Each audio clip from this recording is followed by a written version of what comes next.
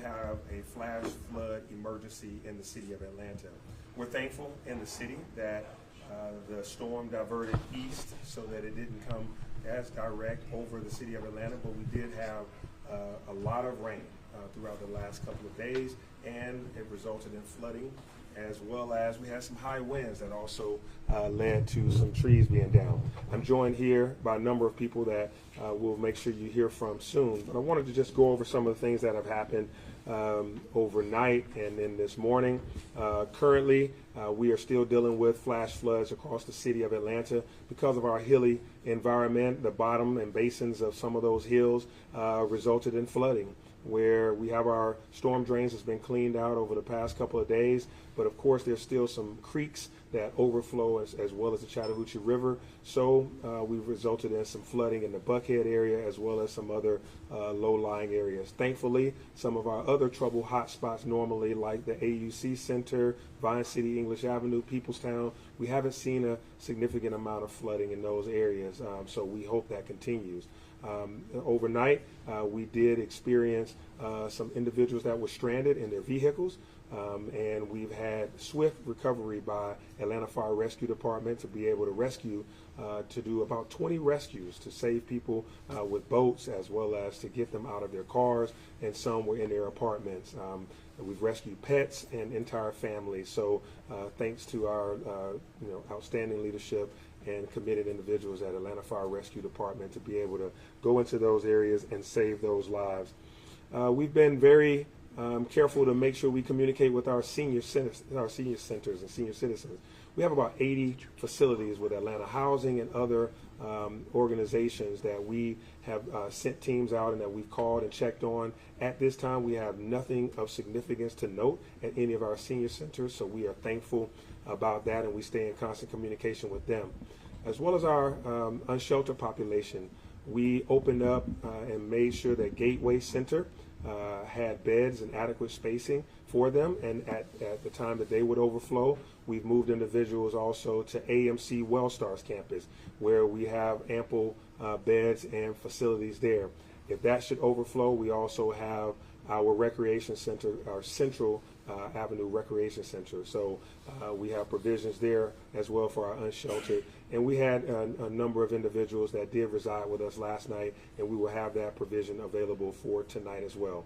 If you encounter someone that's unsheltered, please make sure that they start their journey at the Gateway Center, and we have vehicles to take them to the proper shelter so that they can be kept safe and out of the rain.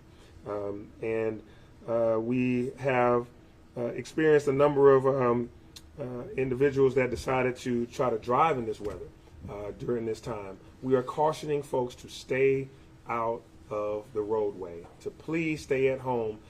We are still under a flash flood emergency until 1 p.m. That means that there still could be instances where your car could be flooded and you may become immobilized, and we'll have to rescue you. It'd be best to not go out at this time. Trees are still falling, limbs are falling, and debris is in the roadway. You never know what you may encounter, so it's best to be safe. Also, emergency vehicles need to be able to have clear passage. Georgia Power, our Atlanta Police Department, Atlanta Fire Rescue Department, DOT, all of us are out on the roads trying to make sure we get things safe. We do not need to encounter more emergencies as we're trying to clean up the roadways for a better day later today.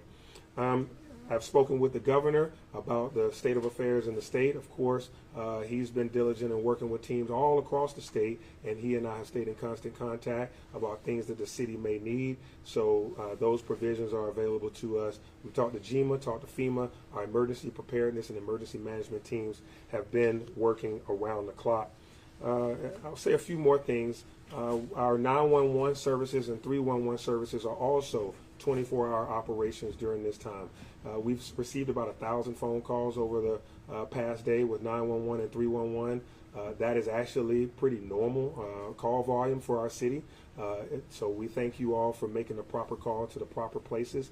If you have anything like a down power line, you see any water overflowing, you can call 311 and they can get proper care to you. If you have a true emergency related to a medical emergency or something that's criminal or violent in nature, you definitely should call 911 in that regard.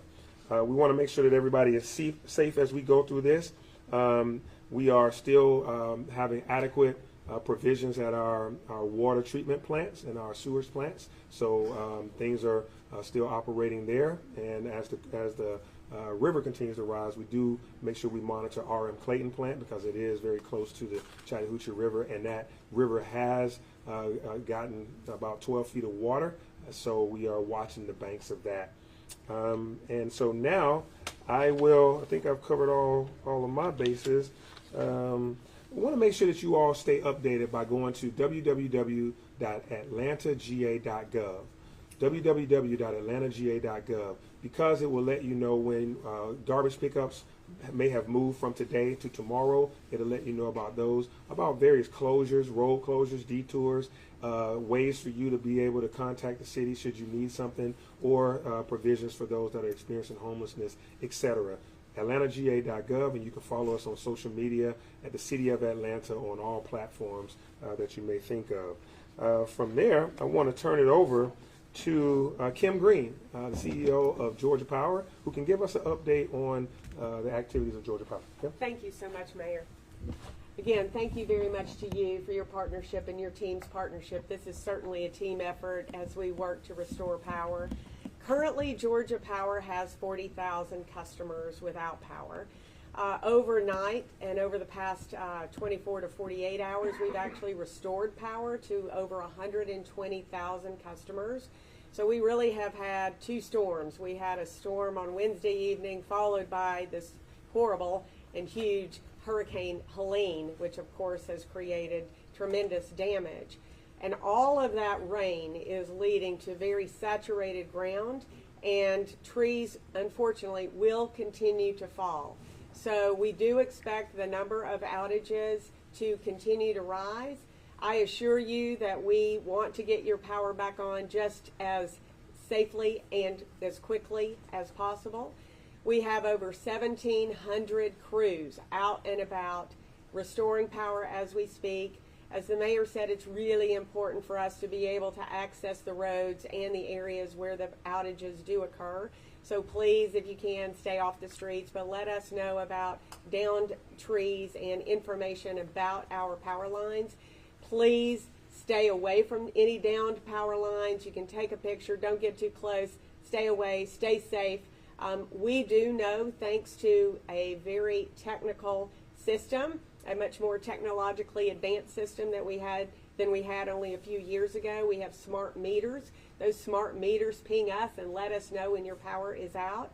We also have added additional equipment, self-healing networks, and additional equipment on the system, on the grid, that allows us to detect the location of an outage or a failed piece of equipment more quickly. And all of that is helping keep the total number of outages down. We also are using drones to assess damage and get up in the air more quickly than we might be able to do with any other type of equipment. So know that we care about your power supply. We know that energy fuels your daily lives, and it is our mission and our employees' mission to restore your lives to normal just as soon as possible. And again, just like the mayor mentioned, we have online resources at Georgia Power for you to get additional information from. Go to www.georgiapower.com/storm to access our online storm center resources that can tell you more about outages in the area, and hopefully very soon we'll be able to begin to publish estimated restoration times. Again, it's a little bit too early for that. We're still out trying to work and assess all of the damage, but again, we are out there working to restore it as quickly and as safely as possible. Thank you very much. Thank you. Thank you, Kim, for your partnership. And just to highlight some of her points, they're responsible for the entire state of Georgia.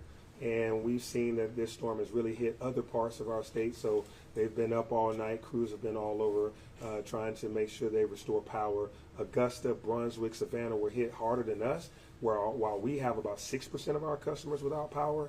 There's been areas that are above 90% of the customers have experienced power loss. So, prayers for everyone across the entire state of Georgia and Florida.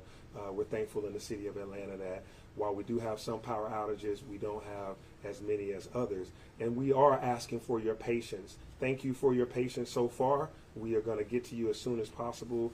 Georgia Power crews are all over trying to make sure they restore power, but we do ask for your patience. Continue to charge your cell phones. Those of you that do currently have power, make sure you charge your cell phones, because the ground is so saturated that just because the wind may stop blowing as hard and just because the rain may stop, the trees may still be weak, limbs may still fall onto power lines, and that can still cause situations where power is out. So we want you to make sure that you have some power, charge your portable batteries, make sure anyone that has medical equipment that they charge that up as well. Georgia Power has also been gracious enough to grant us 4 mobile trucks, and we will begin to put those out and let folks know where they can get charging if they so need it. Ms. Burks, do you have anything that I missed? COO Burks? Mayor, you covered it all. Okay. Chief, Thank you. did you have anything you wanted to add on this, Chief, or Commissioner Cutler? Anybody? Asher? Anybody? Am I missing anything? Remind people to report down trees to 311. Yeah, if you do have a down tree, please report it to 311. Of course, Georgia Power will also know that your power is out if it is on a power line, but it's good for you to register that, because it takes more coordination for all of us to make sure we do our proper jobs. So 311, use that for a number of the experiences that we'll have during this storm. Thank you again for your patience. We are working diligently. The room that we're in right now is our Joint Operations Center. Literally over 20 departments and offices of the City of Atlanta, plus Grady, plus Georgia Power, plus Fulton County. We're all here together working in a coordinated fashion. We've been doing that around the clock for the past day, and we will continue to through this storm. So stay tuned, and we will have more. Are there any questions? Mayor, you mentioned any loss of life or serious injury? Yeah, thank God we haven't heard of any loss of life or any serious injury.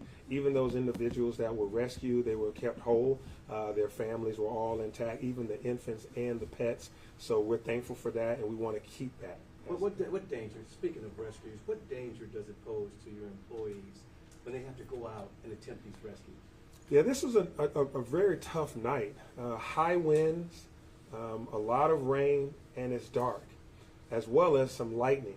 And so all of the crews that were out there, from fire rescue to Georgia Power to APD, Public Works, our Parks and Recreation Forestry crew, the DOT folks that have to block off roads, they were all in danger throughout the night. And so we make sure that they take safety precautions. We make sure they're definitely making sure that they think about safety first while they try to render care to someone else. And we're thankful that we have not had any reports of any of our employees experiencing any medical issues. Mayor, has there been any power outages at hospitals or medical facilities? No, we have Grady here with us, and Grady is still operating. We stay on a constant check-in with Grady Hospital, Northside Hospital,